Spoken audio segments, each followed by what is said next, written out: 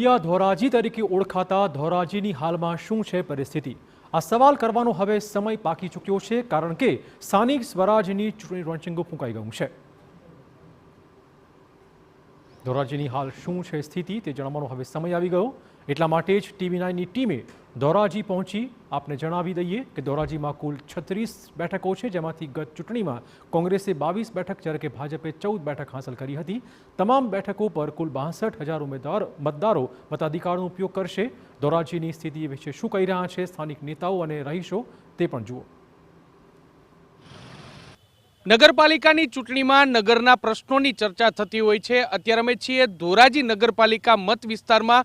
ધોરાજીમાં કયા વિકાસના કામો થયા અને હજુ પણ ધોરાજી કયા વિકાસથી વંચિત છે તેના લેખાજોખા કરવાનો સમય છે તે આવી ગયો છે. મારી સાથે રાજકીય પક્ષના લોકો અને સાથે સાથે જે અહીંના સામાન્ય લોકો છે, આપણે તેની સાથે વાત કરીશું. જો ગત ટર્મની વાત કરવામાં આવે તો ગત ટર્મમાં ધોરાજી નગરપાલિકામાં કોંગ્રેસનું શાસન હતું, એટલા માટે પહેલા આપણે જે કોંગ્રેસના જે પ્રતિનિધિઓ છે આપણે તેની સાથે વાત કરીશું કે ધોરાજી નગરપાલિકામાં 5 વર્ષમાં કયા કામો થયા. શું કહેશો આપ ધોરાજી નગરપાલિકાની વાત કરવામાં તો 5 વર્ષમાં કયા કામો થયા અને હજુ ધોરાજીમાં શું ખૂટી રહ્યું છે? 2017થી ધોરાજી નગરપાલિકાની અંદર કોંગ્રેસનું શાસન આવ્યા બાદ ધોરાજીના તમામ રોડ રસ્તાઓને પ્રાયોરિટી આપવામાં આવી. 2017 પહેલાં ભારતીય જનતા પાર્ટીના શાસન વખતે ધોળિયું ધોરાજી ઓળખાતું હતું. એ ધોરાજીની ઓળખ ધોળિયા ધોરાજી તરીકે થતી હતી. એ તમામ રોડ રસ્તાઓ કોંગ્રેસના શાસનની અંદર કરવામાં આવ્યા. નહીં, પણ હજી પણ રસ્તા તો બહુ જ બિસ્માર છે. ધોરાજીની તમે કોઈ જુનાગઢ તરફથી આવો, કાલાવડ તરફથી આવો, રાજકોટ તરફથી આવો, બધી જગ્યાએ રસ્તા, સિટીના રસ્તા પણ એટલા ખરાબ છે. ધોરાજી શહેરના અંદરના રસ્તાઓ ખરાબ નથી, પણ જે રસ્તાઓ નીકળે છે, તમે જે રોડ રસ્તાઓની વાતો કરો છો એ રોડ રસ્તા સ્ટેટના રોડ છે. સરદાર ચોકથી લઈ અને જે ધોરાજીમાં એન્ટર થાય જેતપુર રોડથી લઈ અને ધોરાજીની મધ્યમાંથી જે રોડ પસાર થાય છે, જમનાવર રોડ, જુનાગઢ રોડ, એ રોડ સ્ટેટના રોડ છે. એ રોડ કરાવવા માટે ધારાસભ્યશ્રીએ મહેનત કરવી જોઈએ, પરંતુ આજે 2 વર્ષ જેટલો સમય વીતી ગયો છતાં પણ ધારાસભ્ય દ્વારા એ રોડ રસ્તાઓ કરાવવામાં આવ્યા નથી. ધોરાજીની અંદર કોંગ્રેસ અને ભાજપના બેય મેં શાસન જોયા છે. પછી 5 વર્ષ ગઈ ટર્મમાં 5 વર્ષ કોંગ્રેસે જે રસ્તા બનાવ્યા કે બ્લુ સ્ટાર રોડ ઉપર અને સ્ટેશન રોડના આડા રસ્તા 80 વર્ષ થયા. ભાજપની સરકાર નહોતા બનાવ્યા, કોંગ્રેસની સરકારમાં બન્યા. બીજો જે જનતા બાગ છે તે હાવ અહીંયા દારૂવાળા આ તે બધું ખંડેર થઈ ગયું હતું. એ જનતા બાગની અંદર પણ કોંગ્રેસવાળાએ આ પાછો બધું બનાવ્યું.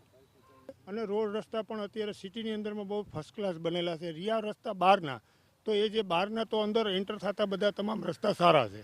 પાણીની સમસ્યાની વાત કરવામાં આવે એ પણ સારી છે. અત્યારે તમે શું કહેશો? અત્યારે જો ધોરાજીમાં ઓવરઓલ વિકાસ, આવતી નગરપાલિકાની ચૂંટણી આવે, જે કોઈ ભાજપ આવે કે કોંગ્રેસ આવે, શું અપેક્ષા છે તમારી? ધોરાજીમાં શું થવું જોઈએ?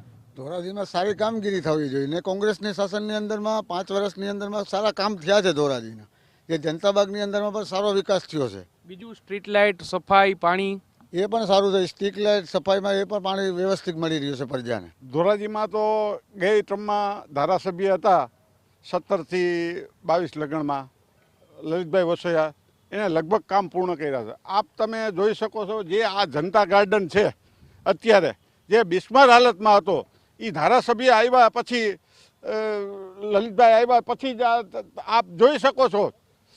અને જે કાંઈ રોડ રસ્તા આ છે તે છે એની વખતના જ મંજૂર થયેલા, અત્યારે કામ ચાલુ છે, આપ જોઈ શકો છો.